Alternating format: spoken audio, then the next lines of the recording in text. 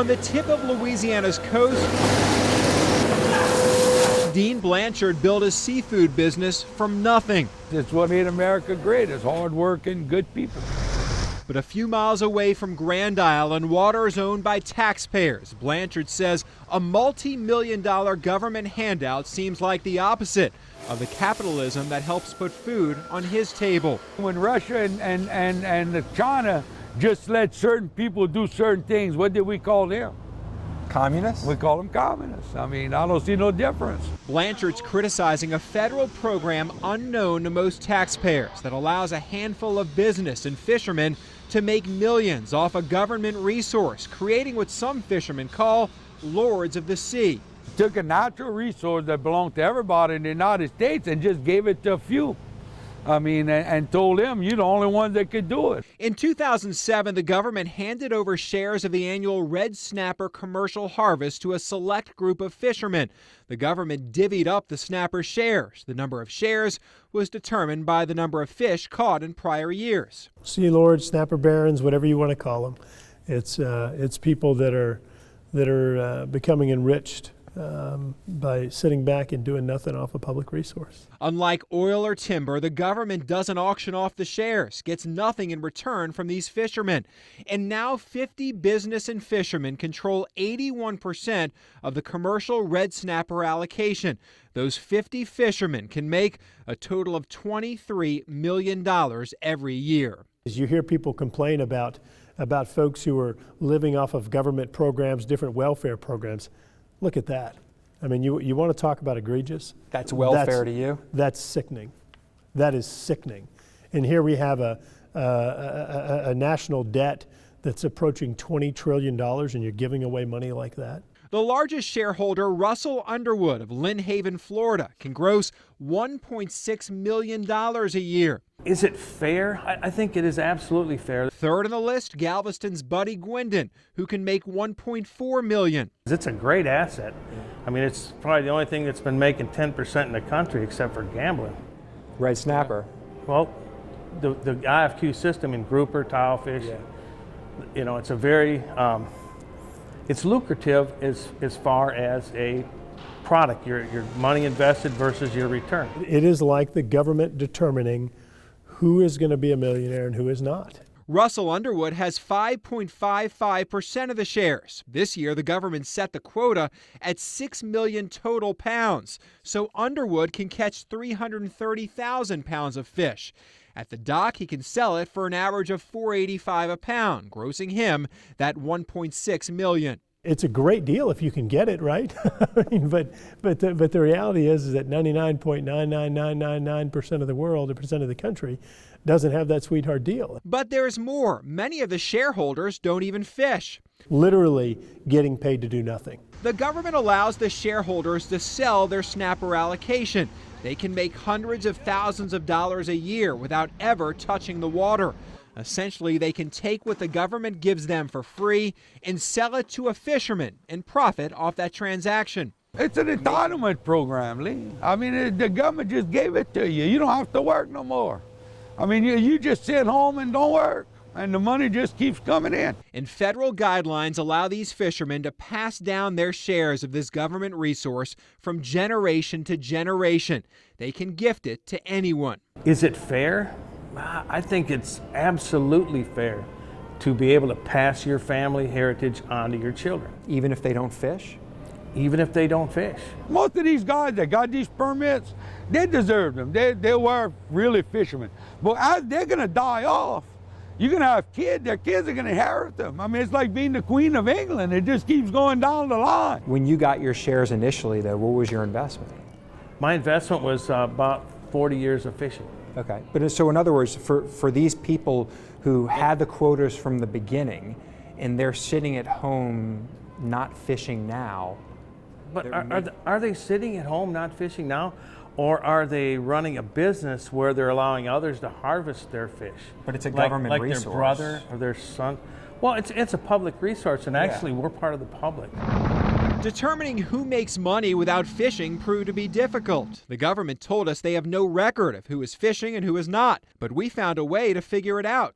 To catch red snapper in federal waters, a fisherman must have a Gulf Reef permit. So we cross-referenced that list of permits with the list of shareholders and determined about 120 people, roughly 37% of the shareholders, don't appear to fish. Oh, I know one that bounces back from, he might be, he got 2 or 3 yachts. He might be in Florida, Key West one week. It might be in Costa Rica the next week. No telling where they at. It's a hard time to finding them to send them to check. One Pascagoula, Mississippi shareholder operating under the business Tampico can make $604,000 a year without ever dropping a line in the water. We sent a letter to each fisherman on our list. We heard from the ex-wife of Kenny Johnson. He's a commercial fisherman from Florida. Johnson made about $150,000 a year without ever catching a fish. Johnson's ex-wife called to tell us he hadn't fished in 6 years, but he passed away in August. Johnson's ex-wife says they plan to transfer those shares to her son. But get this, the son doesn't live in Florida. Instead, he lives in Texas, where he's not a commercial fisherman, but instead a chef. The ex-wife says her son will stop cooking, though, won't fish, though. Instead, he plans to sell the shares every year. He won't work. He'll make more than the governors of Florida, Alabama, Mississippi, Louisiana, and Texas. More than $150,000 a year, living off inherited catch shares without ever catching a fish. Tommy Williams owns a sliver of commercial shares, 0.07%. To make his business work, the Slidell commercial fisherman buys the right to catch more fish from other shareholders. The system seems to be flip-flopped. Williams buys his allocation for about $3 a pound. At the dock, he can sell it for $5.50. So essentially, Williams makes $2.50 a pound, and the guy at home selling the government resource makes $3. Does it make sense that the guy doing the work makes less than the guy sitting at home? Doesn't make sense, but that's the way the system's set up, Lee. I can't change that. And the seller doesn't have to spend money on a boat, gear, or a fishing license. I'm spending $80,000 a year on stuff. On the boat? On the boat. Williams says overall the system works well and has the right intentions. He thinks a few of the rules need to be tweaked. An LSU survey of the program found the overall satisfaction to be tepid. Most shareholders say it was hard for others to enter the fishery and said the program created a new class of sea lords who live off the profits of trading red snapper allocation and not fishing. Is it fair? I think it is absolutely fair. There's many, many businesses that are passed down. And you know, you talk about a public resource. I mean, the oil industry, when they drill a hole in the ground, that's a public resource.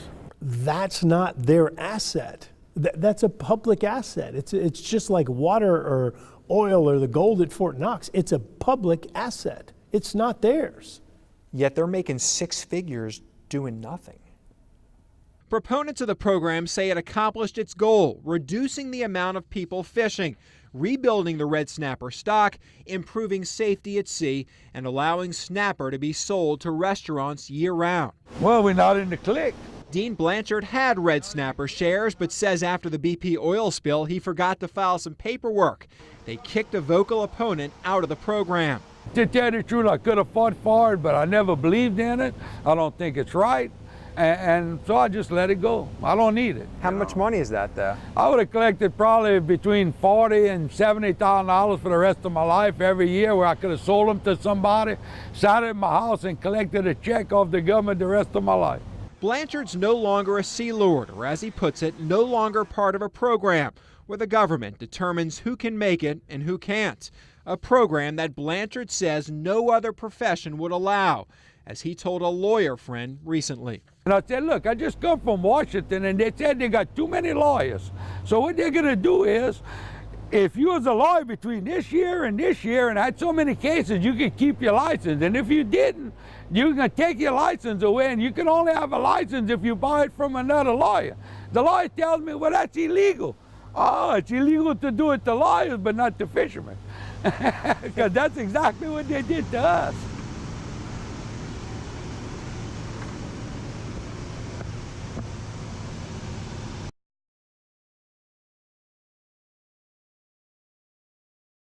That's what we got.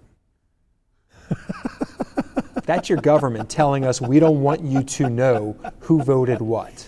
A vote that helped hand over tens of millions of dollars every year to a small group of fishermen. When we requested the tally in a Freedom of Information Act request, the government gave us little of the information, blacking out the key part: who voted yes and who voted no.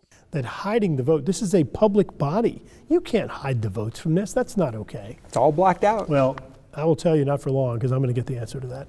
The federal program, unknown to most taxpayers, allows a handful of business and fishermen to make millions off a government resource swimming in federal waters: red snapper.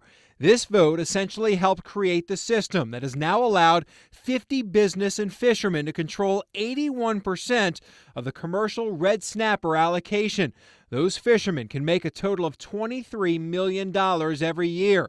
The government gets nothing in return from the fishermen. This is a public asset. You and I own this. The public owns this. You know, people always talk about government needs to be run like a business. Could you ever imagine a business saying, oh, here's our inventory and it's free. You come into the grocery store and you take whatever you want? No, it's not ever going to happen, and it shouldn't. And it shouldn't be happening here. The vote predates Louisiana Congressman Garrett Graves' term in Washington, but last decade Congress helped orchestrate it. Experts worried about a shrinking red snapper stock and about safety for commercial fishermen. Each January, fishermen would race to the water, trying to catch as much snapper as possible, sometimes in dangerous conditions. The government wanted to start what's called an IFQ program, short for individual fishing quota. Fishermen would get an allocation to fish the entire year. I think that IFQs, or finding a way to allocate a sector of the commercial fisheries, is actually a good management tool. Because if you don't give someone a specific allocation, then what happens is, if you just say that we're going to do 2 million pounds in commercial fisheries, what's going to happen is everybody who has a boat and a commercial license, they're going to go out there and fish as hard as they can. It's the race to the bottom. The allocation can't be just given away. Congress required 3 votes, first by a little-known public body called the Gulf Council, made up of 11 members appointed by the 5 Gulf states. To have some nameless, faceless bureaucrat or some nameless, faceless commission making this decision, that's not the right way to do it. After the Gulf Council vote, Congress also required 2 votes by the commercial fishermen already permitted to fish for red snapper in the Gulf. That's what happens when you have a lack of transparency. That's the vote the federal government won't let us see. And it required 2 referenda for us to implement this, one at the beginning and one at the end. And the Congress specified how the votes were to be weighed and who was to get the vote. And we conducted those 2 referenda, and they both passed. But this wasn't an ordinary all votes are equal type of vote. The votes were weighted based on the landings history over a period of time, as per Congress's instructions. They weighted the votes like this. The more red snapper you caught in prior years, the more your vote counted. I didn't get a choice in how it was done. Congress made the law, and we, went along with it. Texas fisherman Buddy Gwendon can make $1.4 million a year because of this program. Only 2 fishermen have more shares than he does. Gwendon says he actually voted against the program, but in a frank interview told us he didn't realize how profitable the IFQ program would make his business. Are you making more now than you were before? Yes. The people who own the shares voted on this. I mean, I feel bad laughing, but it's just, this whole thing is so ridiculous. If it wasn't laughter, Garrett Graves may be shedding tears. Should the people benefiting off of this be the ones voting for it? No. This whole thing is completely illogical. Illogical to him that the government is not getting anything in return off a valuable public resource, but allows that resource to be given away to a handful of so-called sea lords and allow those same sea lords to vote on a program that made some of them rich. Shouldn't we know if the people who voted yes are the ones benefiting from this today? Yeah, I can't wait to hear their explanation for how they can think they can hide the vote for a public body and an entity that is allocating a public asset.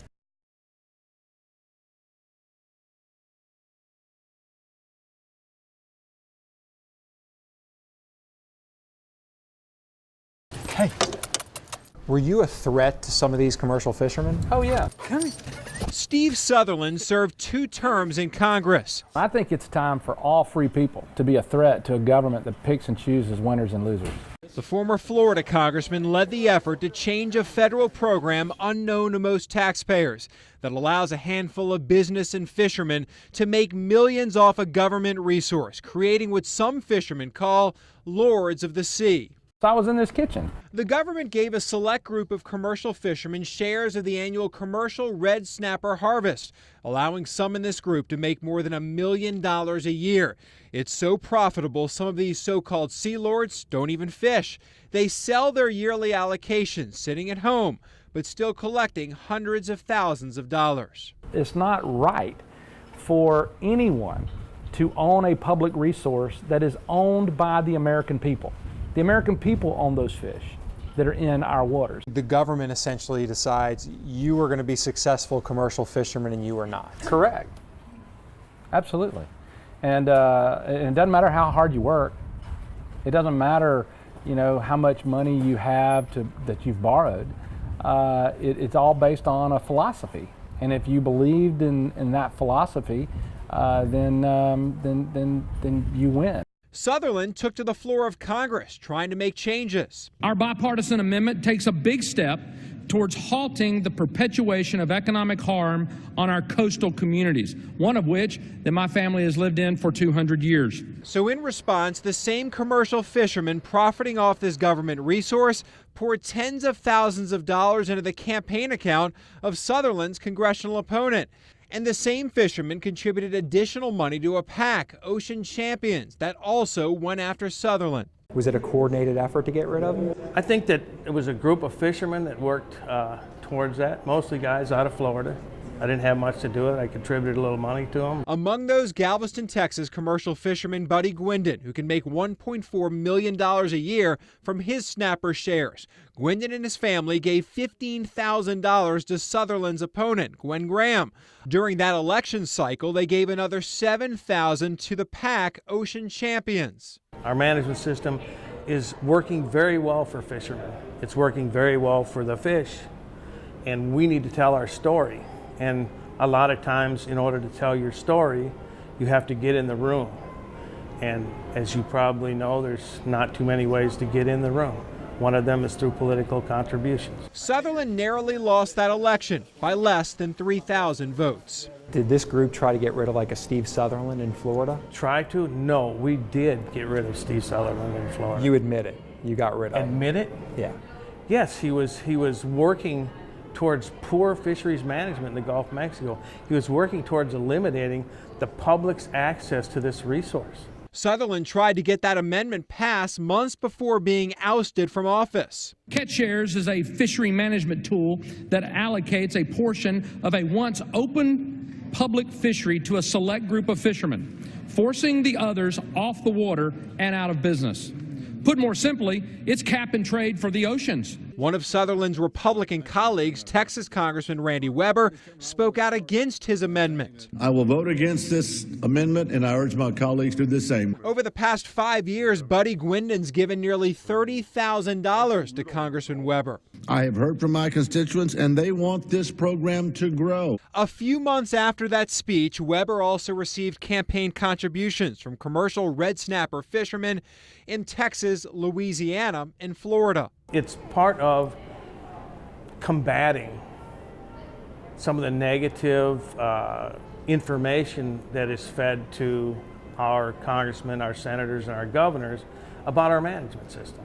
Louisiana Congressman Garrett Graves has taken up the charge to change the program. You can't defend this. We showed him the long list of campaign contributions by commercial fishermen to select congressmen. He donates a lot of money to different people. Wow. Yeah, well, I suspect, wow, these are some major dollars. I suspect that that some of this has something to do with the brick wall we've run into trying to move this bill forward. Graves' fix would be to take control out of the federal government and give it to the 5 Gulf states. It would allow for state control. The states The 5 Gulf states with public participation would determine what is in the public's best interest. Just last week, a similar bill impacting the Dungeness crab program in the Northwest passed the House unanimously, while the same plan impacting a different fish, red snapper, in a different region, the Gulf, has opposition. I've tried to change this in Congress, thinking this will be a piece of cake, right? I mean, you can't defend this stuff. You wouldn't believe the lobbyists that pop up out of woodwork and start fighting you on this. Who's paying for this stuff? Obviously, the millionaires that are benefiting from it. They're protecting their own best interest in sacrificing public interest. Graves hopes to make progress with a new Congress and president, Cooper! but he'll do so with a former ally now working behind the scenes. They came after you. Oh, sure. Yeah, that's politics. I didn't go away. I just changed seats. Steve Sutherland lost his seat in Congress. This is a labor of love. Yeah. Nobody's paying me or contributing to me to sit here and speak to you. I'm doing that because I believe that this is an issue. It defines who we are as those that live on the Gulf Coast. A loss for opponents of the current federal program, but a win for the select group of fishermen fighting any change. Mr. Sutherland's back doing what he's best at, Not being a congressman? burying people.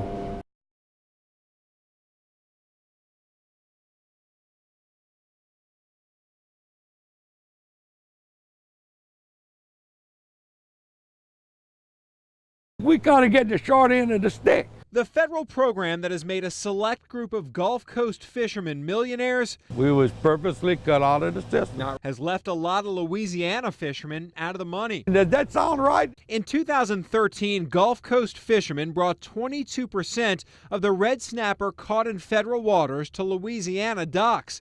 But get this, Louisiana fishermen only have 9% of the shares to catch red snapper. So much of the red snapper off Louisiana's coast is likely being caught by commercial fishermen from other states. We're the sportsman's paradise. We have the most productive ecosystem at the confluence of the Mississippi and Atchafalaya rivers in the Gulf of Mexico. This place, I mean, our fishermen should be the ones that are benefiting from this. Fishermen in Florida appear to benefit the most. 41% of the fish make it to Florida docks. But Florida fishermen control 50% of the commercial shares. You might ask why. It's going to be hard to overturn them, you know. The Gulf Coast Council manages the fishery. Its office is located in Florida, where fishermen hold the most shares. See, we use this machine right here. We suck them shrimp out. Grand Isle seafood dealer Dean Blanchard puts it in words LSU fans can relate to. The Gulf Council office in Florida is similar to the SEC office being in Alabama. It's kind of like the SEC officials in Alabama. Alabama gets all the calls. For another reason, we need to go back to 2007 when this program started. The amount of shares were given to fishermen who caught the most fish in prior years. The more you caught, the more shares you got. It was based upon some estimate on how many pounds commercial fishers were catching over some period of time. Louisiana got crossways with the federal government and refused to agree to some licensing regime that the federal government had put in place. And so what happened is folks in Florida complied, folks in Alabama complied, Texas, Mississippi complied.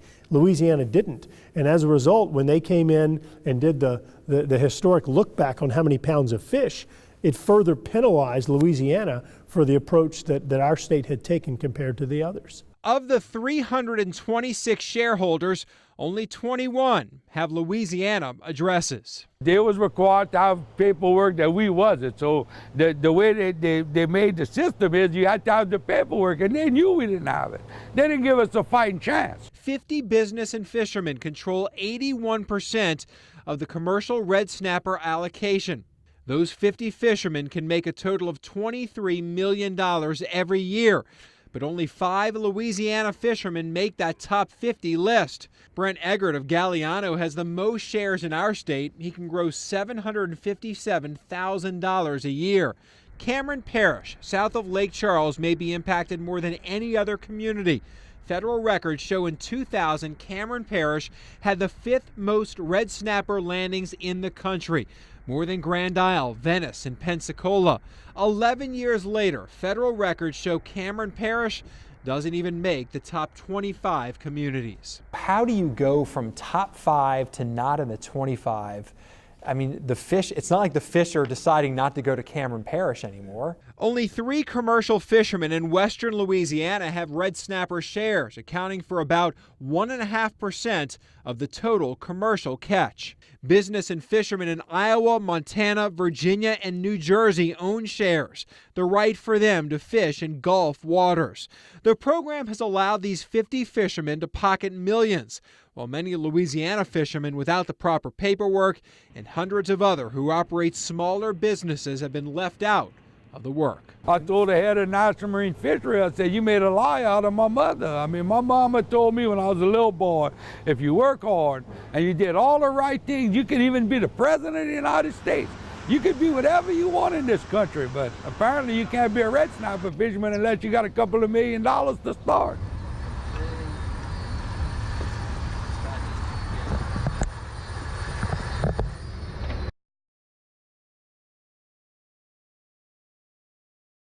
I'm going to write some numbers down here for you. Big numbers. Do you know what these are yet? Not yet. That relate to the millions of dollars commercial fishermen make every year fishing in public waters. My handwriting's not great. I apologize. These numbers aren't dollar figures. Did those numbers mean anything to you?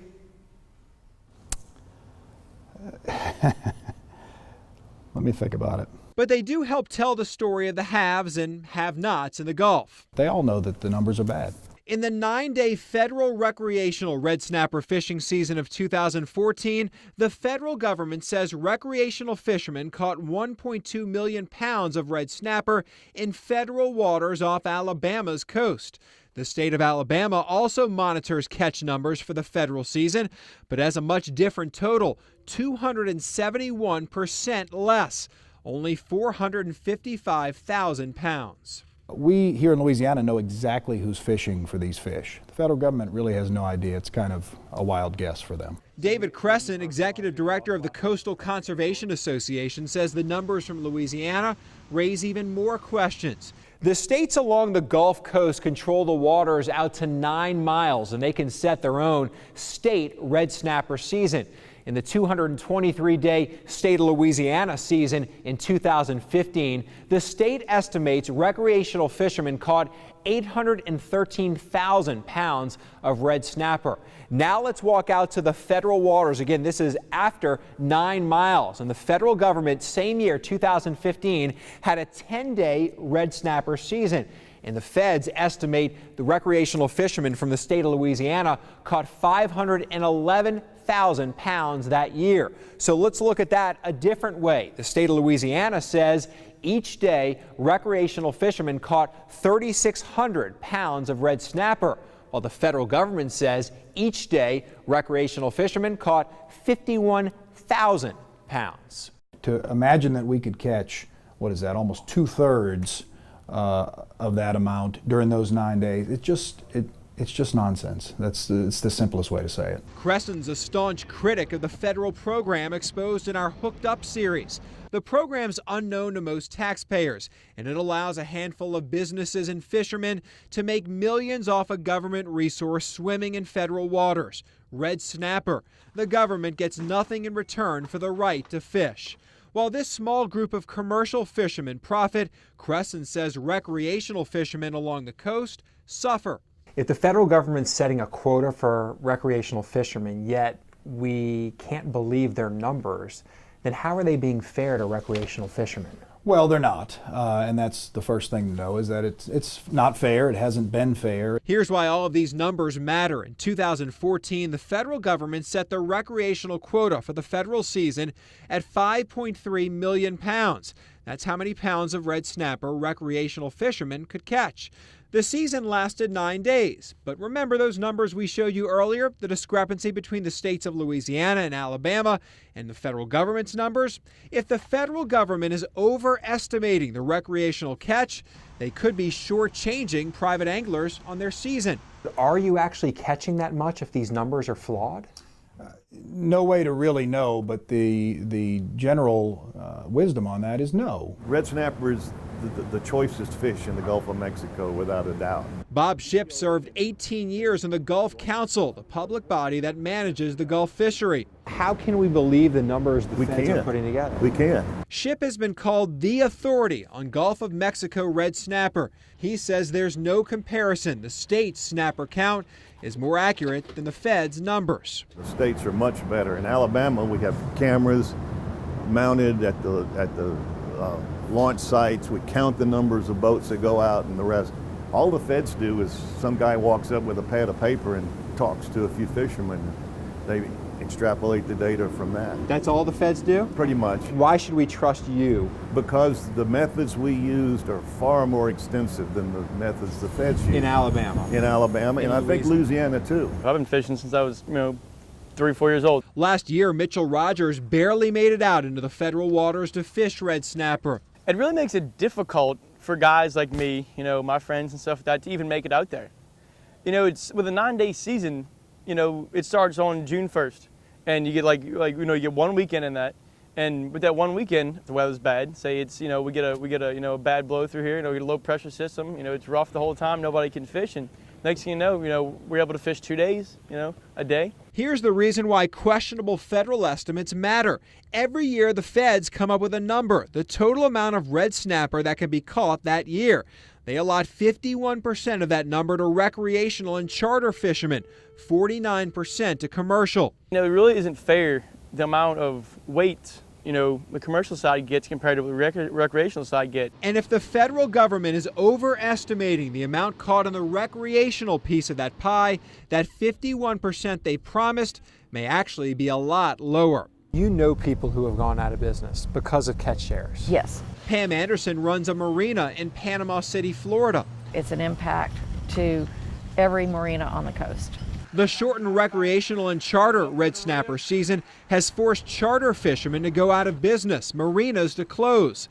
A shorter season means less people in the water, less money being spent. Our fuel sales dropped by 35%. If boats aren't going, if boats are not going fishing, they're not buying fuel either. Let's go back to the drawing board. In 2016, the federal government allowed recreational fishermen to catch 4.1 million pounds of red snapper. According to government data, the average red snapper weighs around 8 pounds. That means fishermen can catch 518,000 fish. The feds set a 2-fish limit per day. That means in a 10-day season, 26,000 fishermen would hit the federal waters each day to catch their quota. If on average 4 people ride on a boat, that means each day 6,400 boats would have to leave docks along the Gulf Coast. Is that even possible?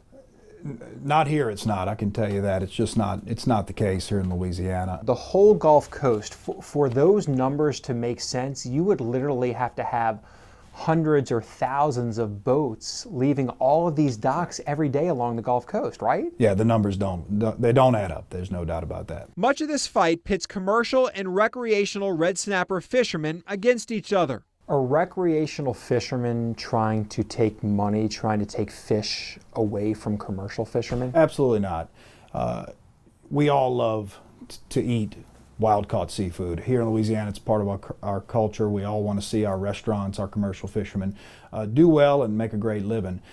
But the bottom line is we have privatized a public resource here at the expense of the public. So you've got hundreds of thousands of people, families, my kids, your kids, that would like access to these fish, and because of a system that chooses a select few to benefit, the rest of us are left at the dock. Well, I think that's bull. One of the commercial fishermen who profits most off this program says the short recreational season is overblown. Each state has a red snapper season that extends 9 miles from the coast. That's where the federal waters start. In Louisiana, the state season now runs 272 days. I think it's bull that they say it, because in Texas we have a year-round fishery for red snapper in state waters. And in Louisiana, you're expanding your state waters and they're getting more and more days. But they only have 9 days in federal waters because their fish are being caught in state waters and they're managed as one entity. So if you take the fish out in state waters, they're not available for the federal season. Otherwise, they'd have a 40 or 50-day federal season. But the numbers do raise questions. Since 2007, when this federal program started, the number of fish commercial fishermen can catch, the quota, has grown from 2.9 to 6 million pounds. During the same time period, the number of days recreational fishermen can fish in federal waters has shrunk from 194 all the way down to 12 days. All of these numbers, what do you hope people take from this? Well, what they should take from it is that the federal system is failing. It is based on faulty numbers, it's based on bad allocations, it's based on a system that allows for a very select few to profit at the expense of hundreds of thousands of people that would like access to this public resource.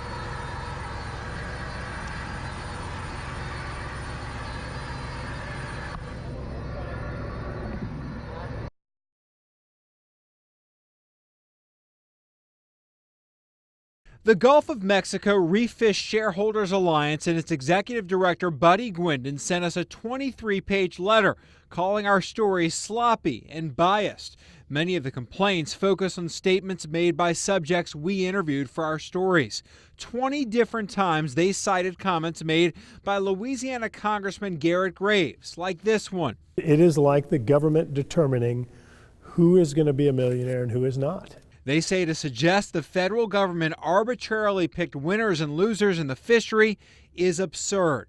The letter also finds fault with our writing, like when we wrote the government gets nothing in return from these fishermen. So people are really just shocked that this could possibly even be going on. Since our 5-part series aired, Graves says he's heard from congressmen from all over the country. He thinks now is the time to change the system. Based on the ideology, based on the perspective that President Trump has taken throughout the campaign and initially with his presidency, he is against rigged systems. This is rigged. This is rigged for a select group of people. Graves says he'll reintroduce a bill that strips the federal government's control and gives it to the 5 Gulf states. We're going to go ahead and pursue this both through the legislative track and pursue it through some of the new appointees that the president will be putting in some of these key positions, because they can change this administratively just as easily. Do you think it's going to change? I do think it's going to change. I do. And you know, anything that's happening in government where you have a sweetheart deal like this, look, government has a lot of important jobs, responsibilities, obligations. Deciding who's going to be a millionaire and who's not isn't one of them. And we've got to change this. And so, you know, whether this takes us weeks or this takes us years, I'm not backing down. A prior bill had support of 4 Gulf states. Only Louisiana was against it. When there was a new administration in Louisiana, the state of Louisiana was the one state that objected. But Graves has been assured by Governor Edwards he's now on board. He said that he's for it. The 23-page letter likely shows these commercial fishermen will try to fight Graves and his bill. That letter also criticized our finding that 37% of the red snapper shareholders don't even fish. They didn't dispute the accuracy, but instead gave examples or reasons why 5 shareholders who don't fish lease their shares. As your segment showed, you have 37% of the people that aren't actually even fishing this stuff at all. They were given something completely free by the federal government. They can turn it around and give it to their children, grandchildren, great-grandchildren, whatever. And if they were to choose to sell it, they could take something that was given to them for free and sell it for 6 figures. I mean, that entire premise is totally flawed, and it's an insurmountable obstacle to many people to be able to enter this business. While the group of 50 fishermen have been unhappy with our reports, we've heard from dozens of others with positive comments, like this Florida commercial fisherman who wrote, "Your report hit home with all of our concerns in regards to how unfair the small commercial fishermen are being treated and wrongly represented." Here you have a country with financial issues, and here you are enriching a select group of people to the detriment of the public and really the public's financial interest. Garrett Graves told us the letter largely makes his points, writing our series accurately exposes this absurd government giveaway of millions of dollars of a public asset for free. Graves writes the bottom line is that the letter represents an alternative reality where a select group of people gave themselves the winning lottery ticket and the rest of us are paying for it. But the fishermen say the series was inflammatory and it relied on unreliable, biased sources that challenged the journalistic integrity of our news organization.